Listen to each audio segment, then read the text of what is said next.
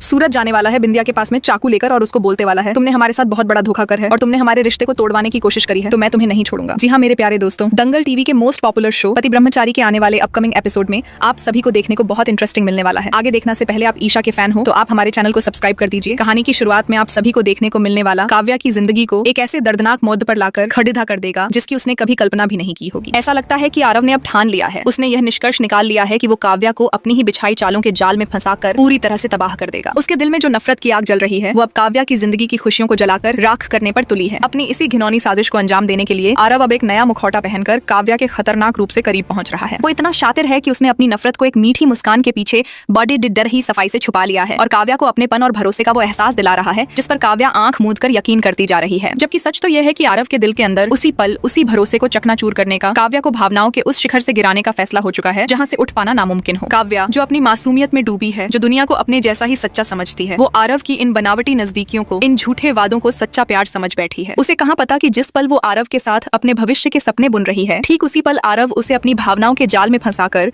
अपनी घिनौनी योजना को पूरा करने की आखिरी तैयारी कर रहा है। वो बस सही मौके का इंतजार कर रहा है। इस सारे खेल में रिया जो आरव की असलियत को शायद पहचान चुकी है, वो भी आरव की इन हरकतों से सन्न है। वो हैरान है। रिया को यह समझ आ रहा है कि आरव इस बार नफरत और धोखे की लड़ाई में बेशर्मी की वो सारी हदें पार कर चुका है जहां से वापसी का कोई रास्ता नहीं बचता। रिया अपनी आंखों से यह देख पा रही है कि काव्या को इस विश्वासघात का कितना गहरा, कितना ना भरने वाला जख्म मिलने वाला है। काव्या, बेचारी काव्या, वो तो हर पल हर सांस में आरव को अपना सब कुछ मानकर दुनिया के खिलाफ जाकर उसके साथ खड़द ही है। उसे लगता है कि आरव ही उसका रक्षक है, जबकि उसे नहीं पता कि आरव उसी के भरोसे को अपना सबसे बड़ा हथियार बनाकर उसे भीतर तक, उसकी रूह तक को तोड़ देने का पक्का निश्चय कर चुका है। आरव की इन्हीं हरकतों से कहानी अब उस विस्फोटक मोड़ पर पहुंचने वाली है जहां काव्या की दुनिया बिखरने का, उसके सपनों का महल ताश के पत्तों की तरह ढह जाने का निष्कर्ष लगभग साफ दिखाई देने लगा है। और रिया वो अकेली उसी भयंकर टूटन को रोकने की अपनी तरफ से पूरी कोशिशों में लगी हुई है। वो काज के इस रिश्ते को बिखरने से बचाने के लिए हाथ पैर मार रही है। जहां एक तरफ काव्या की जिंदगी में यह तूफान दस्तक दे रहा है, वहीं दूसरी ओर पति ब्रह्मचारी सीरियल में भी रिश्तों का एक ऐसा बवंडर उठ खड़दा हुआ है जिसने घर की नींव हिला दी है। बात चल रही है आपके पसंदीदा शो पति ब्रह्मचारी की, वही शो जिसे आप सब अपना इतना सारा प्यार और अटूट सपोर्ट देते हैं। आपका यही प्यार है